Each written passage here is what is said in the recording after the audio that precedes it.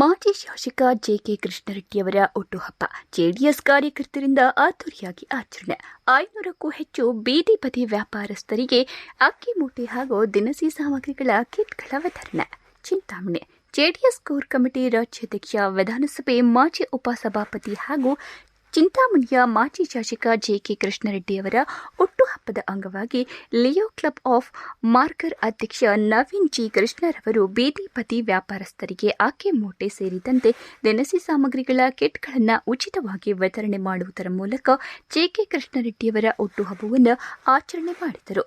JDS core committee ರಾಜ್ಯಾಧ್ಯಕ್ಷ ಹಾಗೂ ಚಿಂತಾಮಣಿಯ ಮಾಜಿ ಶಾಸಕ ಜೆಕೆ ಕೃಷ್ಣರೆಡ್ಡಿಯವರ ಹುಟ್ಟುಹಬ್ಬದ ಅಂಗವಾಗಿ ಚಿಂತಾಮಣಿ ನಗರದ ಕೆಎಂಟಿ ಕಲ್ಯಾಣ ಮಂಟಪದಲ್ಲಿ ಸಮಾಜ ಸೇವಕ ಹಾಗೂ ಲಿಯೋ ಕ್ಲಬ್ ಆಫ್ ಮಾರ್ಕರ್ ಅಧ್ಯಕ್ಷ ನವೀನ್ ಜಿ ಕೃಷ್ಣರವರಿಂದ ಬೀದಿ ಬದಿ ವ್ಯಾಪಾರಸ್ಥರಿಗೆ ಉಚಿತವಾಗಿ ದಿನಸಿ ಸಾಮಗ್ರಿಗಳ ಕಿಟ್ಗಳ ವಿತರಣೆ ಕಾರ್ಯಕ್ರಮವನ್ನು ಹಮ್ಮಿಕೊಳ್ಳಲಾಗಿತ್ತು. ಈ ಕಾರ್ಯಕ್ರಮದಲ್ಲಿ ಎಲ್ಲ ಜೆಡಿಎಸ್ನ ಹಿರಿಯ ಮುಖಂಡರು ಹಾಗೂ ಜೆಡಿಎಸ್ನ ಕಾರ್ಯಕರ್ತರು ಭಾಗವಹಿಸಿ ಕೇಕ್ ಕತ್ತರಿಸಿ ಸಿಹಿ ಹಂಚಿ ಜೆಕೆ ಕೃಷ್ಣರೆಡ್ಡಿಯವರಿಗೆ ಹುಟ್ಟುಹಬ್ಬದ ಶುಭಾಶಯಗಳನ್ನು ಕೋರಿ ಶುಭ ಹಾರೈಸಿ ನಂತರ ಕಾರ್ಯಕ್ರಮಕ್ಕೆ ಆಗಮಿಸಿದ 500ಕ್ಕೂ ಹೆಚ್ಚು ಬೀದಿ ಬದಿ ವ್ಯಾಪಾರಸ್ಥರಿಗೆ ಉಚಿತವಾಗಿ ಅಕ್ಕಿ ಮೂಟೆ, ದಿನಸಿ ಕಾಳುಗಳು, ದಿನಸಿ ಸಾಮಗ್ರಿಗಳ ಕಿಟ್ಗಳನ್ನು ವಿತರಣೆ ಮಾಡುವುದರ ಮೂಲಕ ಅರ್ಥಪೂರ್ಣವಾಗಿ ಜೆಕೆ ಕೃಷ್ಣರೆಡ್ಡಿಯವರ ಹುಟ್ಟುಹಬ್ಬವನ್ನು ಆಚರಣೆ ಮಾಡಿ ಲೋಕ ಕಲ್ಯಾಣವಾಗಲಿ ಹಾಗೂ ಜೆಕೆ ಕೃಷ್ಣರೆಡ್ಡಿಯವರಿಗೆ ಉತ್ತಮ ಆರೋಗ್ಯ, ಆಯುಷ್ಯ, ಉತ್ತಮ ಅಧಿಕಾರ ಶುಭ ಹಾರೈಸಿದರು.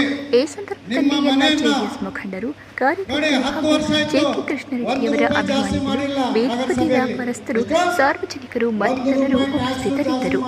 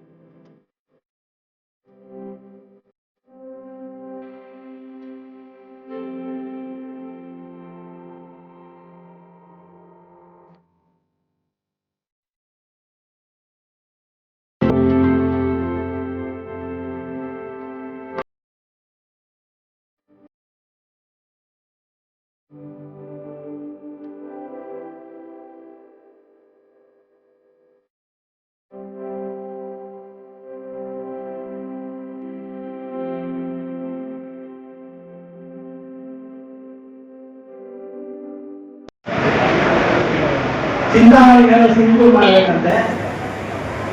ಹಾಗಂತ ಬೀದಿಯಲ್ಲಿ ಇಟ್ಕೊಂಡಿರೋ ನಾವು ಬಂಡಿಗಳನ್ನೆಲ್ಲ ಒತ್ತುವರಿ ತೆರವು ಮಾಡಿಸಿ ನಮ್ಮ ಜೀವನ ನಡೆಯೋದು ತುಂಬಾ ಕಷ್ಟ ಆಗಿದೆ. ಒಂದೊತ್ತು ಊಟ ತಿನ್ನೋ ಕೂಡ ಕಷ್ಟ ಆಗಿದೆ. ಏನಾದರೂ ನಿಮ್ಮ ಕಡೆಯಿಂದ ಸಹಾಯ ಮಾಡಿ ಅಂತ ಕೇಳ್ತಾರೆ ಒಬ್ಬರು ಬಂದು ನನ್ನ ಹತ್ರ.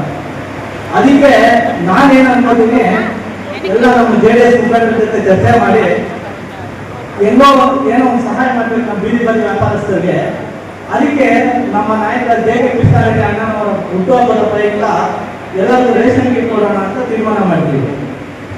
ಈ ರೇಷನ್ ಕಿಟ್ ಕೊಡ್ಬೇಕಂದ್ರೆ ನಮ್ಮ ಹತ್ರ ಲಿಸ್ಟ್ ಇರಬೇಕು ಬೀದಿ ಬದಿ ವ್ಯಾಪಾರಸ್ಥರು ಯಾರಿದ್ದಾರೆ ಅಂತ.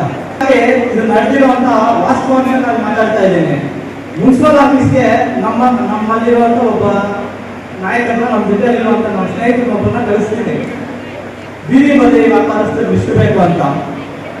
ಅಧಿಕಾರಿಗಳು ಏನ್ ಹೇಳ್ತಾರೆ, ಮೊದಲನೇ ದಿವಸ ನಾವು ಕೊಡ್ತೀವಿ, ಏನಕ್ಕೆ ಅಂತ ಕೇಳ್ತಾರೆ, ರೇಷನ್ ಕಿಟ್ ಕೊಡಕ್ಕೆ ಅಂತ ಹೇಳ್ತಾರೆ. ಮೇಲಧಿಕಾರಿಗಳು ಬಂದಾಗ ಕೊಡ್ತೀವಿ, ಮಾರನೇ ದಿವಸ ಬನ್ನಿ ಅಂತ ಹೇಳ್ತಾರೆ ನನ್ನ ಹತ್ರ. ಆಯ್ತು, ನಮ್ಮ ನಾಯಕರು ಅದನ್ನೇ ನನಗೆ ತಿಳಿಸ್ತಾರೆ. ಮಾರನೇ ದಿವಸ ಮತ್ತೆ ಹೋಗ್ತೀವಿ, ಮಾರನೇ ದಿವಸ ಕೊಟ್ಟರೆ ನಾವು ಲಿಸ್ಟ್ ಕೊಡೋಣ ಅಂತ ಹೇಳ್ತಾರೆ. ಯಾಕೆ ಅಂತಂದ್ರೆ ನಮ್ಮ ಮೇಲಧಿಕಾರಿಗಳು ಹೇಳಿದ್ದಾರೆ ನಾವು ಲಿಸ್ಟ್ ಕೊಡಲ್ಲ ಅಂತ ಹೇಳುವಾಗ ನಾನೇನ್ ಮಾಡ್ತೀನಿ, ಏನಾದ್ರೂ ಮಾಡಿ ಬೀದಿ ಬದಿ ವ್ಯಾಪಾರಸ್ಥರಿಗೆ ಸಹಾಯ ಮಾಡಲೇಬೇಕು ದಿನಸಿ ಕಿಟ್ ಕೊಟ್ಟು ಅಂತ ಹೇಳಿ ನಮ್ಮ ನಾಯಕರಾದ ಕೋಟ ನಾರಾಯಣಪ್ಪ ಅಣ್ಣನಾಗಿರ್ಬೋದು, ನಮ್ಮ ಸಂತೋಷ್ನಾಗಿರ್ಬೋದು, ಸುಧಾಕರ್ನಾಗಿರ್ಬೋದು, ಯೂನಿಸ್ನಾಗಿರ್ಬೋದು, ಇವನ್ನೆಲ್ಲ ನಾನು ಎಲ್ಲಿ ಬೀದಿ ಬದಿ ವ್ಯಾಪಾರಸ್ಥರು ಬಂಡಿಗಳಿರುತ್ತೆ ಅಲ್ಲೇ ಹೋಗಿ ಲಿಸ್ಟ್ ಕಲೆಕ್ಟ್ ಮಾಡಿ ಅಂತ ನಾನು ಅವ್ರಿಗೆ ಹೇಳ್ತೀನಿ.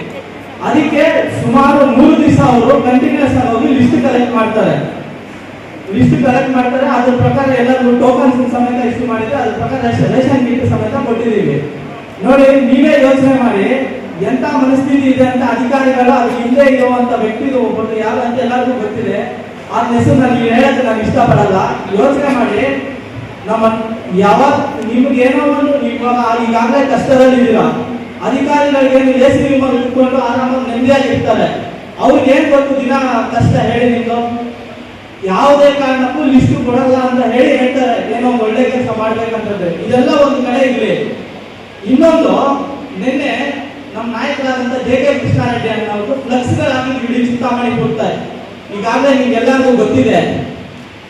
ನಾನೇ ಖುದ್ದು CMC ಕಮಿಷನರ್ಗೆ ಫೋನ್ ಮಾಡ್ತೀನಿ, ಸರ್ ನಮ್ಗೆ ಈ ತರ ಫ್ಲೆಕ್ಸ್ಗೆ ಪರ್ಮಿಷನ್ ಕೊಡಿ, ನಾವು ಅದೇನಿದೆಯೋ ಫ್ರೀಯಾಗಿ ಕೊಡೋದು ಬೇಡ, ಟ್ಯಾಕ್ಸ್ ನ ಪೇ ಮಾಡ್ತೀವಿ ಅಂತ ಹೇಳ್ತೀವಿ. ಅದಕ್ಕೆ ನಮ್ಮ ಕಮಿಷನರ್ ಅವ್ರು ಏನ್ ಹೇಳ್ತಾರೆ ಅಂತಂದ್ರೆ, ನಾವು ಅಣ್ಣ ತಮ್ಮಂದಿರೋ ತರ ಇದೀವಿ, ನಿಮ್ಗೆ ಏನ್ ಬೇಕೋ ನೀವು ಯಾವಾಗ ಫೋನ್ ಮಾಡಿದ್ರು ನಾನು ನಿಮ್ಗೆ ಪರ್ಮಿಷನ್ ಕೊಡ್ತೀನಿ, ಪ್ರಾಬ್ಲಮ್ ಇಲ್ಲ, ನೀವು ಯಾವಾಗಾದ್ರೂ ಹೇಳಿರುವಂತದ್ದು ಕೆಲಸ ನಾನು ಮಾಡ್ತಾ ಇದ್ದೀನಿ ಅಂತ ನನ್ನ ಕಮಿಷನರ್ ಹೇಳ್ತಾರೆ.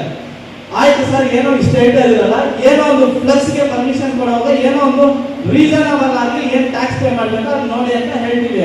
ಆಯ್ತು, ಒಂದು ಕೆಲಸ ಮಾಡಿ, ನೀವು 4,600 ರೂಪಾಯಿ ಕೊಡಿ, ನಿಮ್ಗೆ ಎಷ್ಟು ಬೇಕೋ ನಾನು ಹೇಳ್ತೀನಿ ಅಷ್ಟು ಫ್ಲೆಕ್ಸ್ಗಳು ಮೆನ್ಷನ್ ಮಾಡಿ ಅಂತ ಹೇಳ್ಬಿಟ್ಟು ನಮ್ಮ ಕಳಿಸಿರುವಂತ ಯಾರೋ ಒಬ್ಬರು ನಮ್ಮ ಸ್ನೇಹಿತರಿಗೆ ಹೇಳ್ತಾರೆ. ಅಷ್ಟು ಪ್ರಕಾರ ಟ್ಯಾಕ್ಸ್ ಸಮೇತ ಪೇ ಮಾಡ್ತೀನಿ.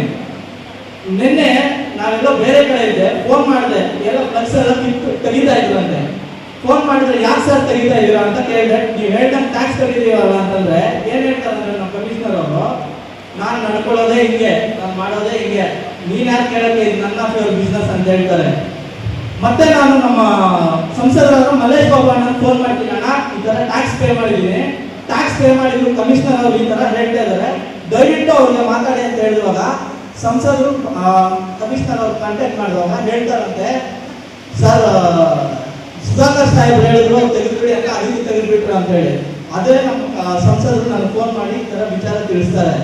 ನಾನು ಈ ವೇದಿಕೆ ಮುಖಾಂತರ ಮಾನ್ಯ ಸುಧಾಕರ್ ಅವರಿಗೆ ಹೇಳೋದು ಒಂದೇ ಒಂದು ಮಾತು, ನೀವು ಏನೋ ರೋಡಲ್ಲಿ ಕಟ್ಟಿರುವಂತ ಫ್ಲಕ್ಸ್ ನ ತೆಗೆದುಬಿಟ್ಟು ಕಿತ್ತು ಕಸದ ಗಾಡಿಗೆ ಹಾಕಿ ಹಿಡ್ಕೊಂಡು ಹೋಗ್ಬೋದು, ಆದ್ರೆ ನಮ್ಮ ಹೃದಯದಲ್ಲಿರುವಂತ JK ಕೃಷ್ಣಾರೆಡ್ಡಿ ಅಣ್ಣ ಯಾರಿಗೆ ಏನು ನಮ್ಮ ಹೃದಯದಿಂದ ಇದು ನೆನ್ಪಿಟ್ಕೊಳ್ಳಿ. ನೀವು ಎಷ್ಟೇ ಮಾಡಿ ಏನೇ ಮಾಡಿ ಇದಂತೂ ಎಲ್ಲರೂ ನಿಲ್ಲಲ್ಲ. ನೀವು ನೋಡಿ ಸ್ವಾಮಿ ಹೇಳ್ತಾ ಇದ್ದೀನಿ, ನೀವು ನಿಮ್ಮ ಒಂದು ವ್ಯಕ್ತಿತ್ವದಿಂದ ನಾವು ಏನೋ ಒಂದು ಬಡವರಿಗೆ ಒಂದು 10 ಜನ ಸಹಾಯ ಮಾಡ್ಬೇಕಂತ ಮನಸ್ಥಿತಿ ಇಟ್ಕೊಂಡು ಮುಂದೆ ಹೋಗಿ ಸಹಾಯ ಮಾಡ್ತಾ ಇದೀವಿ. ನೀವು ಪದೇ ನಮ್ಗೆ ಇದೇ ತರ ತೊಂದರೆ ಮಾಡ್ತಾ ಇದ್ರೆ ನಾವು ಇನ್ನ ಜನರ ಜೊತೆ ಸೇರ್ತೀವಿ, ಇನ್ನ ನೀವು ಏನೇನು ಜನರಿಗೆ ತೊಂದರೆ ಮಾಡ್ತಾ ಇದ್ರೆ ಅದ್ರ ಜೊತೆ ನಾವು ನಿಂತೀವಿ ಅಂತ ಹೇಳ್ತಾ ನನ್ನ ಮಾತನ್ನು ಮುಗಿಸ್ತೀನಿ.